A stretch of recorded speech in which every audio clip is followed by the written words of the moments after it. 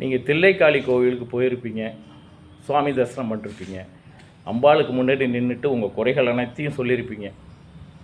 ஆனால் இனிமேல் அதுமாரி செய்யாதீங்க.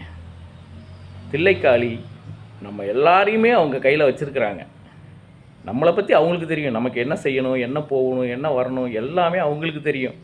நீங்கள் போய் அங்கே உங்களுடைய குறைகளை சொல்லிகிட்டு இருக்காதீங்க. ஏன்னா அவங்க ரொம்ப உக்கிரமாக கோபமாக இருக்காங்க. புரியுதுங்களா? அவங்கள சாந்தப்படுத்துங்க, உங்களுக்கு எல்லாமே சௌரியமாக நடக்கும். அவங்கள சாந்தப்படுத்துங்க, உங்களுக்கு சௌரியமாக நடக்கும். அப்படின்னா என்ன செய்யணும்? அம்மா தாயே, நீ இவ்வளோ அழகாக இருக்க, இந்த குங்கும அலங்காரத்தில் கோபமாக இருந்தாலும் பாரு அவ்வளோ அழகாக இருக்க. உன்னை மாதிரி ஒரு அழகான தெய்வம், ஒரு அருமையான தெய்வம் இந்த உலகத்திலேயே கிடையாது அப்படின்னு சொல்லி ஒரு 2 வாரம் பிரார்த்தனை பண்ணுங்களேன். எந்த குறையும் சொல்லாதீங்க. தில்லைக்காளி அதுமாரி வணங்கி பாருங்கள், உங்களுக்கு கை மேலே பலன் கிடைக்கும். இது நிச்சயம், இது சத்தியம். ஏன்னா கோபமாக இருக்கிறவங்கள கோபத்தை தணிச்சிங்க, கண்டிப்பாக நல்லது நடக்கும். ஆனால் கோபமாக இருக்கிறவங்ககிட்ட போயிட்டு எனக்கு அதை கொடு இதை கொடுன்னு கேட்டிங்கன்னா அவங்க என்ன பண்ணுவாங்க? நம்மளே கோபமாக இருக்கிறோம், என்னப்பா இவர் வந்து நம்மகிட்ட கேட்டிருக்காருங்க, அந்த ஒரு வேகம்தான் வரும். அதனால் தில்லைக்காளி கோவிலுக்கு போனீங்கன்னா நான் சொன்ன மாதிரி செய்யுங்களேன், செஞ்சு பாருங்கள்.